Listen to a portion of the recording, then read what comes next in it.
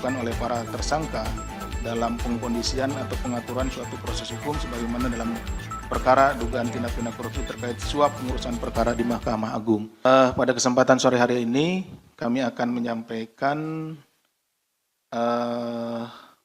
pointers terkait dengan penahanan tersangka dugaan tindak pidana korupsi terkait suap pengurusan perkara di Mahkamah Agung. Sebagai latar belakang ingin kami sampaikan karena ini prosesnya agak lain ya. Maksudnya itu ada proses jemput paksa khusus untuk yang ini. Jadi alasannya adalah tentu penegakan hukum itu sangat perlu karena Indonesia sebagai negara hukum dan tentunya penegakan hukum menjadi salah satu yang penting dan dalam rangka itulah kami melakukan upaya-upaya termasuk melakukan jemput paksa kepada tersangka karena yang bersangkutan tidak hadir ya.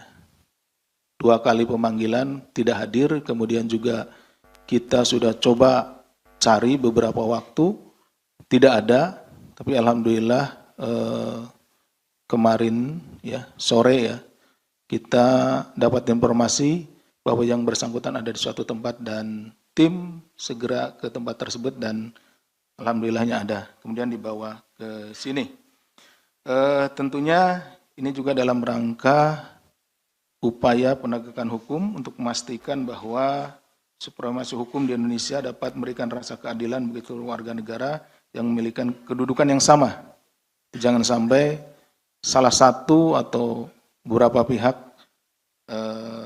kemudian tidak kita lakukan upaya paksa karena memang yang bersangkutan pergi atau tidak ada di tempat. Kita tetap berusaha untuk mendapatkannya.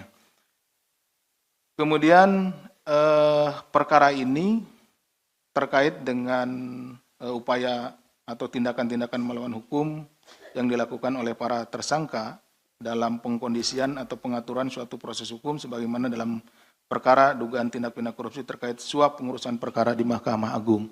Ini awalnya ya, seperti itu.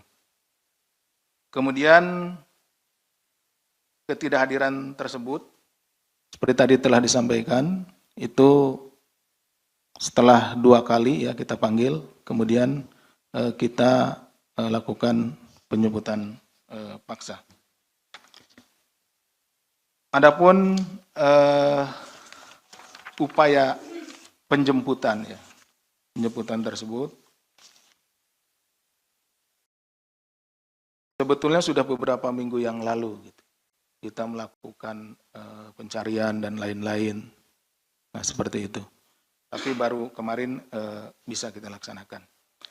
Bahwa dalam perkara dugaan tindak pidana korupsi terkait suap pengurusan perkara di Mahkamah Agung atau MA, sebelumnya KPK telah menetapkan 2 orang tersangka ini lanjutannya, yaitu Saudara HH selaku Sekretaris Mahkamah Agung periode 2020-2023, kemudian MED selaku Direktur PT WA atau pihak swastanya. Jadi yang mengurus perkara-perkara di Mahkamah Agung salah satunya itu. Termasuk juga kan rekan-rekan juga mungkin monitor yang ditangani oleh Kejaksaan Agung juga ada pengurusan perkara di sana. Terhadap Saudara MED, KPK telah melakukan pemanggilan sebagai tersangka sebanyak 2 kali, kemudian yang ketiga kalinya kita cari dan tidak pernah hadir, di mana dalam pemanggilan tersebut tidak hadir tanpa keterangan. Ya, seperti tadi awal dijelaskan, yang bersangkutan dipanggil, alamat yang kita miliki, kemudian kita juga mencari informasi dari keluarganya, alamatnya, tapi tidak hadir tanpa keterangan yang jelas. Tentu kalau ada keterangan yang jelas, kita atau penyidik bisa memakluminya. Misalkan sakit atau hal lain ya, yang jelas gitu, seperti itu.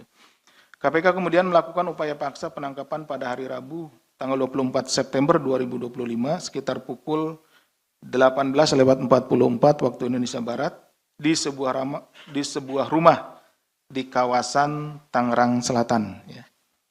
Penyidik kemudian melakukan pemeriksaan secara intensif dan melakukan penahanan terhadap Saudara MED untuk 20 hari pertama, terhitung sejak tanggal 20 September sampai dengan 14 Oktober 2025 di cabang Rumah Tahanan Negara kelas 1 Jakarta Timur. Adapun konstruksi perkaranya sebagai berikut, bahwa sekitar awal tahun 2021, FR mempertemukan dan memperkenalkan MED kepada HH. Pada saat itu MED menyampaikan ada perkara dari temannya dan meminta bantuan kepada HH. Jadi temannya MED ini sedang berperkara pada tingkat di Mahkamah Agung ya, DMA gitu. Jadi dia minta kepada saudara FR untuk dipertemukan dengan HH. HH ini pada saat itu sebagai sekretaris MA gitu ya. Jadi melalui pertemuan itulah saudara MED meminta bantuan supaya temannya ini dibantu gitu, sesuai keinginannya. Tentunya ya perkaranya pasti minta dibantuan, ya perkaranya ya supaya dimenangkan seperti itu kan ya. Setelah beberapa kali pertemuan di tempat umum gitu ya, HH kemudian menyampaikan apabila ingin membicarakan perkara jangan harusnya gitu, sebaiknya di tempat tertutup, jangan di tempat umum gitu, seperti itu. Dan lebih bagus lagi mencari tempat untuk posko. Nah, ini permintaan dari saudara HH kepada saudara MED. Jadi kalau mau ngobrolin perkara ya jangan di tempat umum lah gitu. Ya, ini kan pasti kalau tempat umum kan mungkin banyak orang dan lain-lain kan lalu lalang seperti itu ya.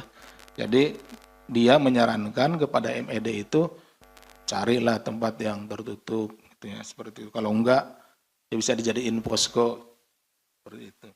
Hal tersebut kemudian ditindaklanjuti kan secara bertahap, yaitu berupa uang muka yang dibayarkan di awal pengurusan dan pelunasan apabila perkara tersebut berhasil dibantu pengurusannya oleh HH. Jadi kasih uang muka dulu, baru ditunggu nanti persidangannya setelah vonis ya, itu.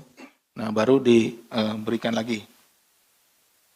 Bahwa atas perkara-perkara yang diurus oleh HH ternyata ada yang kalah gitu ya. Sehingga MED akan dilaporkan oleh pihak-pihak yang terkait. Sehingga MED meminta bantuan FR agar membantu menyampaikan kepada HH untuk mengembalikan uang pengurusan perkara yang sudah diberikan. Jadi kalau nggak berhasil nih, dia kan juga minta dari temannya, minta uangnya gitu ya, uangnya. Padahal uangnya sudah diserahkan kepada HH. Nah, si MED ini dilaporkan juga oleh temannya yang berperkara itu, loh, kok sudah nitip, sudah ngasih uang, masih kalah gitu ya perkaranya. Nah, saya dilaporkan gitu. Makanya dia nagih juga nih ke MED. Kemudian atas perbuatan MED dipersangkakan melanggar pasal 5 ayat 1 huruf A, pasal 5 ayat 1 huruf B atau pasal 13 Undang-Undang Nomor 31 Tahun 99 tentang pemberantasan tindak pidana korupsi sebagaimana telah diubah dengan Undang-Undang Nomor 20 Tahun 2001 tentang perubahan atas Undang-Undang Nomor 31 Tahun 1999 tentang pemberantasan tindak pidana korupsi.